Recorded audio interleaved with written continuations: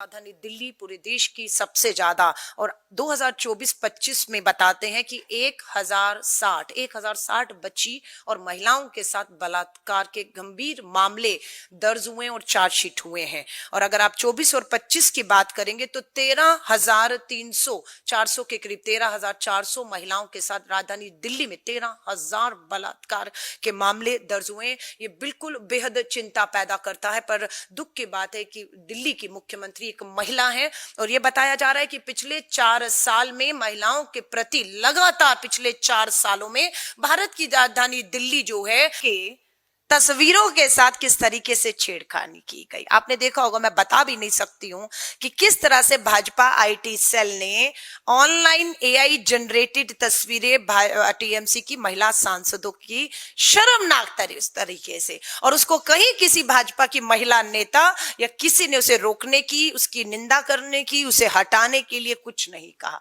तो ये बिल्कुल महिलाओं के लिए मैं कहूंगी, खासतौर से इस देश के अंदर क्राइम रिकॉर्ड ब्यूरो के जो आंकड़े हैं 2014 से अगर हम 24 लें, मोदी सरकार में महिलाओं के खिलाफ अपराध कितनी महिलाएं? 42 लाख महिलाएं, 42,85,888। ये आंकड़े नहीं है, मामले नहीं, ये महिलाएं हैं। ये न्याय मांग रही हैं, अदालतों के पिछले 10 साल से चक्कर पे चक्कर काट रही हैं, कोई न्याय इन्हें नहीं है और ये संख्या लाखों में है। और ये है इनका असली बेटी बचाओ के नारे की सच्चाई की 42,85,000 से अधिक महिलाएं आज न्याय मांग रही हैं।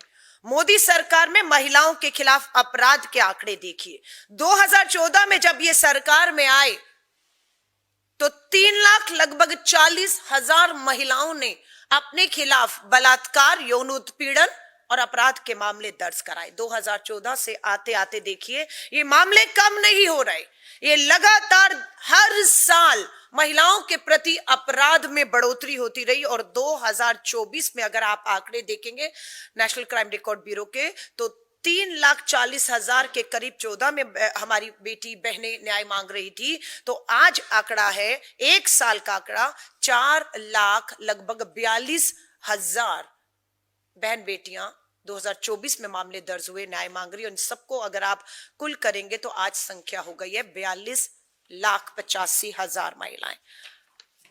ये नेशनल क्राइम रिकॉर्ड ब्यूरो के आंकड़े बताते हैं कि मात्र एक ही साल 2023 में 4,48,000 बहन बेटियों ने अपने साथ बलात्कार, यौन उत्पीड़न, अपराध के मामले 2023 में। इनसे भाजपा की सरकार, भाजपा के नेता कैसे नकार सकते हैं, क्योंकि ये इन्हीं की भारत सरकार की ही नेशनल क्राइम रिकॉर्ड के आंकड़े हैं।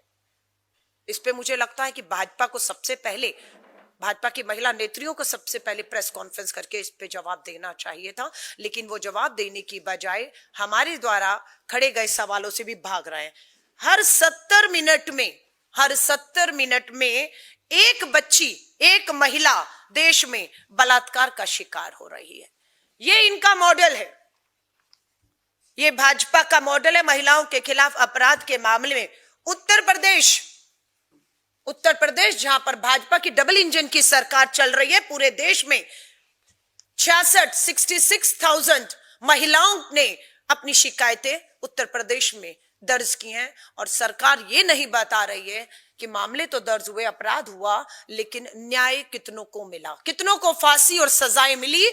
हम सरकार से कहेंगे कि इस आंकड़ों के साथ हमें वो भी जानकारी दीजिए जहां पर सरकार कहे कितने लाख मामलों में इतनी बेटियों को न्याय मिल गया और इतने अपराधियों को हमने खास तौर से पोक्सो के तहत नाबालिग बच्चियों के अपराधियों को फांसी के तख्तों पर चढ़ा दिया है।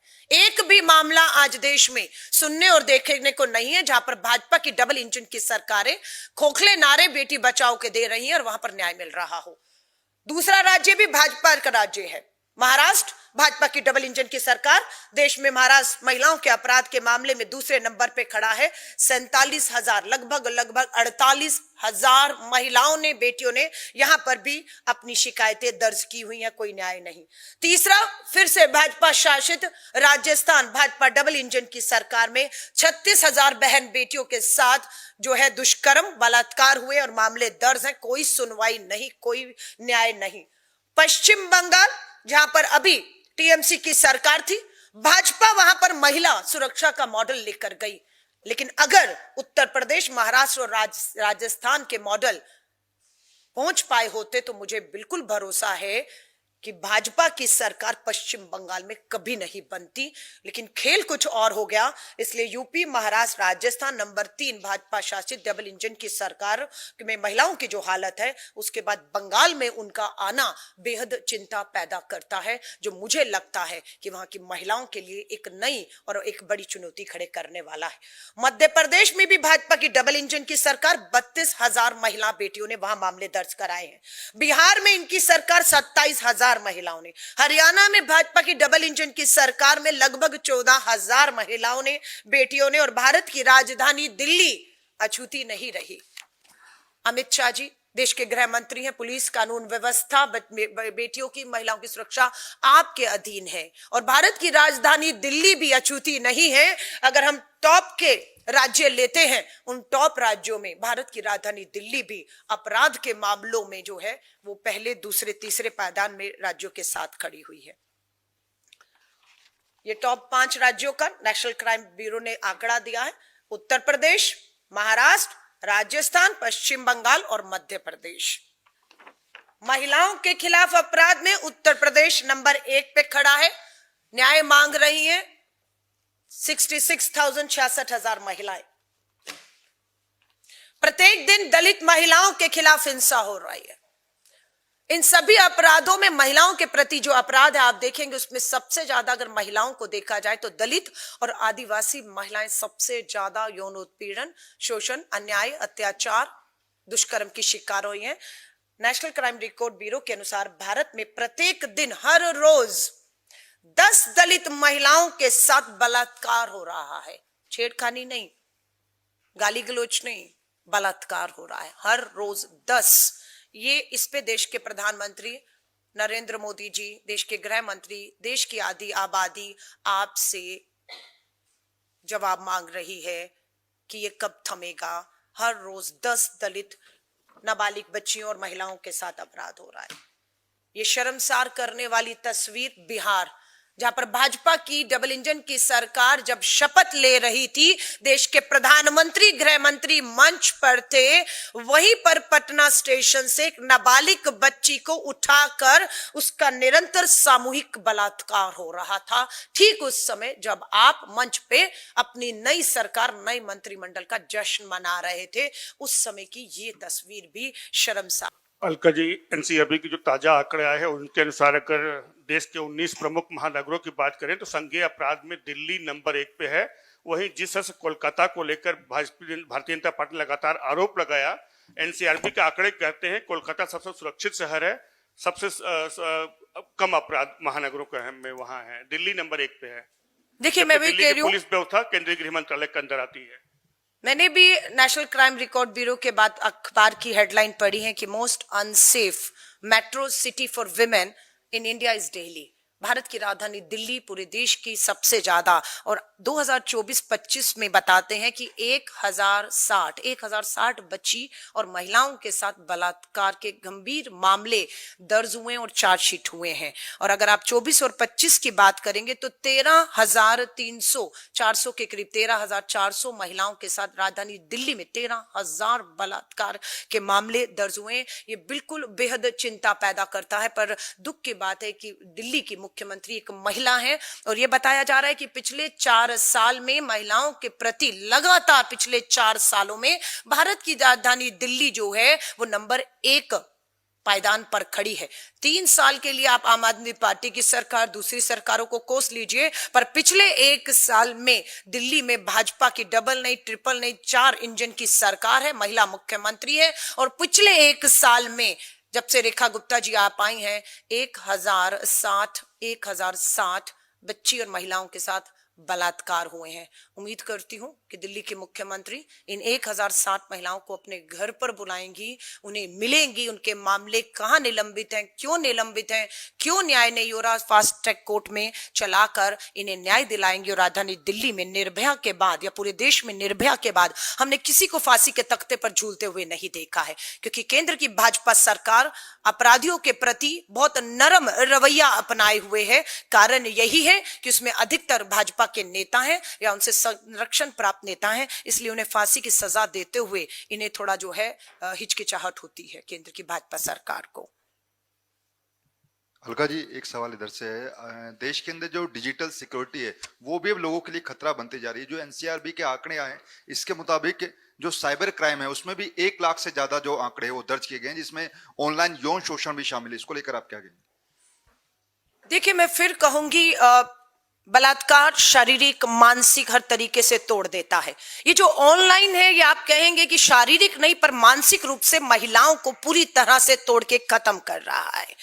अभी आपने देखा कि बंगाल के चुनाव परिणामों के बाद टीएमसी की महिला सांसदों के तस्वीरों के साथ किस तरीके से छेड़खानी की गई। आपने देखा होगा, मैं बता भी नहीं सकती हूं कि किस तरह से भाजपा आईटी सेल ने ऑनलाइन एआई जनरेटेड तस्वीरें टीएमसी की महिला सांसदों की शर्मनाक तरीके से, और उसको कहीं किसी भाजपा की महिला नेता या किसी ने उसे रोकने की, उसकी निंदा करने की, उसे हटाने के लिए कुछ नहीं कहा।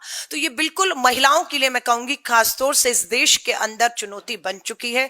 और मैं 10 साल से कहूंगी, पिछले 10 साल से 30 साल से राजनीति में हूं और बिल्कुल निर्भया से अभी तक देख रही हूं। आज मैं बिल्कुल जिम्मेदारी के साथ कह रही हूं कि भारत बच्चियों के लिए, महिलाओं के लिए नर्क बन चुका है। और यहां पर देश हो विदेश हो, कोई भी बच्ची, मां बहन बेटी आज सुरक्षित नहीं है, क्योंकि सरकार हमारी बेटियों की सुरक्षा को लेकर कतई भी चिंतित नहीं है। वो किसी तरह की जिम्मेदारी, किसी तरह की सख्त सजाएं देकर कोई संदेश ऐसा नहीं दे रही कि अपराध कम हो।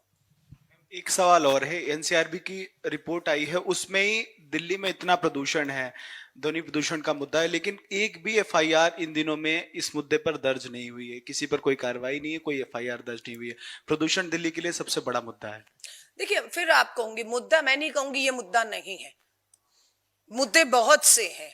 लेकिन आज मैं अगर आई हूं महिला कांग्रेस की राष्ट्रीय अध्यक्ष होने के नाते, एक महिला हूं, राजधानी दिल्ली से हूं, और आज जो नेशनल क्राइम रिकॉर्ड ब्यूरो के आंकड़े महिलाओं और नाबालिग बच्चियों को लेकर देश भर से आए हैं, वो बेहद चिंता पैदा करते हैं।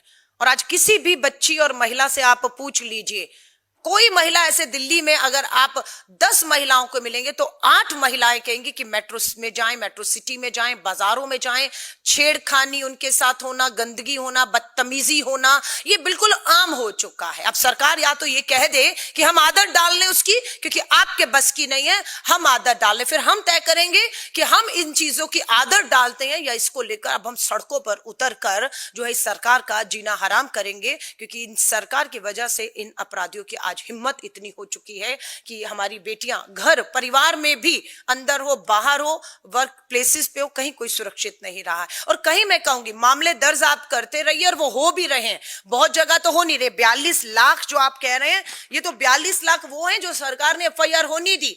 ऐसे बहुत से मामले हैं, जैसे ये पत्र लिखा गया है, यहां तो एफआईआर भी नहीं है। यहां तो एक कागज एप्लीकेशन ले लिया, परिवार को बुलाया, दबाव बनाया, लेन देन समझौता खत्म। ये तो इन 42 लाख मामलों में है ही नहीं है।